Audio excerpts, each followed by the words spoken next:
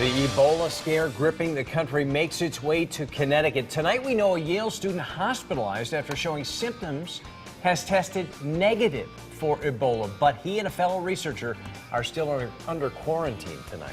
Hi, everybody. Glad you're here. I'm Darren Kramer. And I'm Ann Craig. Those negative test results have many people breathing a little easier tonight, but health officials across the state, they aren't easing up on any of the Ebola precautions that they put in place due to that worldwide outbreak. Yeah, we're learning the researchers who visited Liberia are now being ordered to stay in their homes for weeks. We've got team coverage tonight. We're going to start with News 8's Josh SCHEINBLUM live outside Yale New Haven Hospital with the latest on how that patient is doing. Josh? Darren, and hospital officials say they're not taking any chances when it comes to Ebola. In fact, they are not going to be allowing that patient to leave until the CDC confirms that he is, in fact, Ebola-free. It was just days ago. Officials with Yale University had said they would no longer require two students to remain in a voluntary sequester after returning home from a trip to the Ebola-ravaged nation of Liberia. But now the situation has changed. One of those students was hospitalized at Yale New Haven Hospital for having Ebola-like symptoms. However, preliminary tests on that patient came back negative.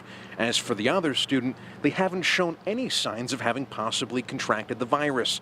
In a letter addressed to the Yale community earlier today, the president of the university explains the students, quote, will be quarantined for 21 days from their return, as required by the state of Connecticut, end quote. It's a move students on campus say they support.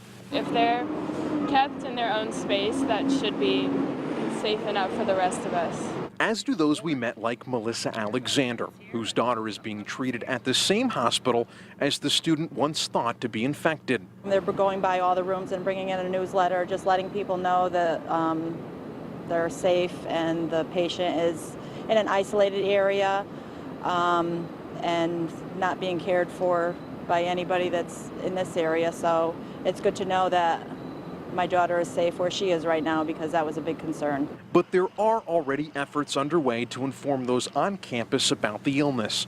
Thursday afternoon, a forum was held with Ebola experts who discussed in part what could be done to combat the virus. Student KRISTEN McLean, who tells News 8 she spent this past summer working in Sierra Leone.